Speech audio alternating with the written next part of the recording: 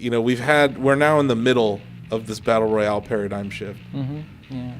Are you already planning for the next curve for your games? What do you think is? I personally, I don't think it's possible to plan for the next, because nobody planned for battle royale. It came out of the blue.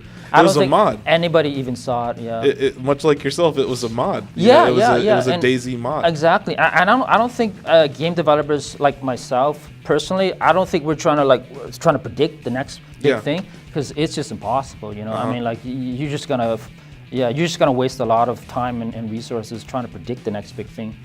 And it's easier just to let someone else do it and just kind of copy them. And that's what we're seeing right now. Yeah, we're seeing a lot of battle royale clones. And when you look at AAA studios, for their standpoint, it's much safer for them to just say, "Oh wow, this is a big hit. Let's just take that formula and refine it." So yeah. So you've just sort of pivot here, but you've got a few sessions here at GDC. Just obviously for the people at home, like viewing this, what are the sessions you're going to be doing here? Oh, so actually, I just have one talk on Wednesday that just kind of discusses some of the technical challenges that I kind of came across when I was developing FPS games over the past 20 years. So it's a broad range of topics. I think it's like 4 different topics that I'll be covering, and they kind of range from programming to kind of art topics. So, and they're pretty just broad scope, and nice. Yeah. Nice. I'm just curious. Game Developers Conference. We're all about game development. What do you think has been probably the greatest innovation in first-person shooters over the last couple of decades? The greatest innovation. What's changed the game? You can say battle royale if you want. Yeah, no, actually, I think matchmaking. Matchmaking is kind of a big thing, because I remember 10 years ago we didn't have matchmaking, and I remember playing back when I was playing Counter-Strike. Whenever I would wanted to play the game, I had to sort through all this list of all these servers, and I was like, I would choose the server with the less people, and it was kind of weird. And I joined the server, and then the server had like a bunch of these high-level players, and they kicked my ass, and then I'd just cry, and I didn't want to play anymore, right? But nowadays we have this system of matchmaking where you can take your skill level and you can get matched against other players that are equally matched, and that really kind of makes the experience much better, because when players are equally matched against other players of their same skill level, it kind of minimizes the effect of them getting beaten so bad that they don't want to play anymore.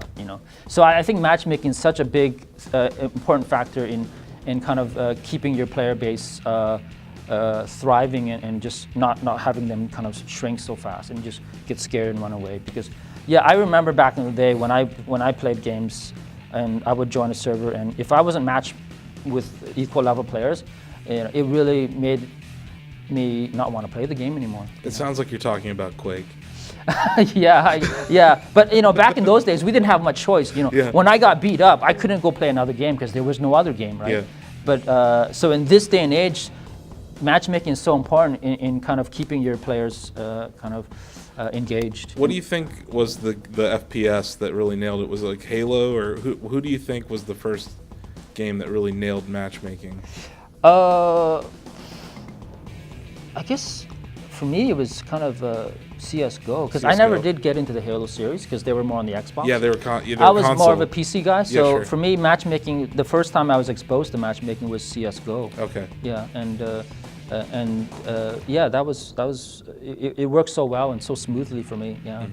Mm-hmm. Actually, initially, I remember a lot of my friends, they were kind of against matchmaking because they wanted to join servers where they knew who they were playing against, and because for them, joining a server was more of a community aspect. You join a server that you always join, and you know the admin, and so. Yeah, we pride ourselves at Shacknews of having our Shack battles. Yeah, exactly. We organize them on our forum. Yeah, for sure. And I remember joining like Planet Half-Life servers, and I would play the same guys, and I had a rapport with the players I played with. Yeah. So it feels like we've lost that. Yeah, exactly. These days you're just matched with a bunch of strangers, which I suppose is good because they're evenly skill leveled. So I just want both. Yeah, it's kind of interesting. Yeah, it's an interesting dilemma because you lose that community aspect of playing the people that you're so familiar with. You could argue that Shacknews wouldn't exist if it wasn't for people needing to find Quake servers. Yeah, You know, because exactly. the internet back then did not. There was not. Yeah. There was no matchmaking. There was no. Yep. There's really IRC Exactly. and Yeah, Shacknews yeah. were the places you could find. Back then, I had to go to servers. like Planet Half-Life and Yeah. check their server listing. So